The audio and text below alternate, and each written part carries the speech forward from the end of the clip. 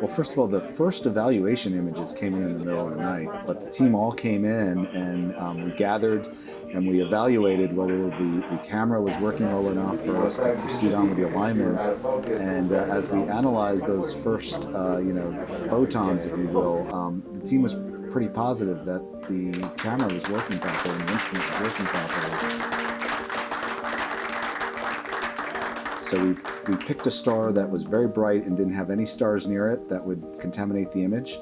We know that the primary mirror segments aren't aligned, so they actually act like 18 separate telescopes, and we expect to see 18 separate images, one for each mirror, that are a little bit blurry at this point because we haven't aligned or focused anything.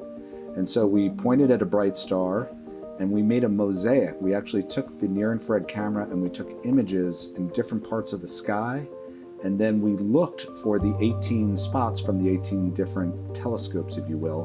And we were very excited to find them. And the 18 spots were actually fairly close to each other. So really everything was very close to what was predicted. We've identified which of the 18 spots is which mirror. At this point, we even know which ones are from the wings. And it turns out one of the wings, you can actually see those 3 spots are a little farther over. And that's sort of what we expected.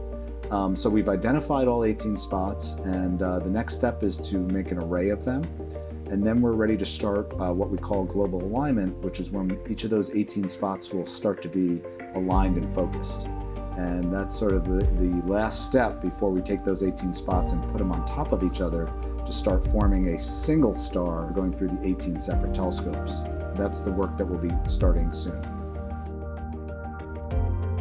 We also took a selfie of the primary mirror. We took an image of the primary mirror, and that helps us understand the alignment of the telescope, especially the primary mirror, to the camera itself and the instruments. There's actually a special lens in the near-infrared camera that you can put in, and it allows you to take a picture of the primary mirror itself.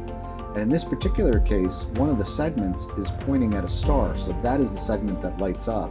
But you can see the outline through the shadows of all 18 segments, and you also can see the outline of what's inside of the instrument itself, and we can see how well that primary mirror in the telescope is aligned to the instrument. And that gives us some initial confidence that the alignment looks good, and that's a good starting point for doing the alignment of the telescope.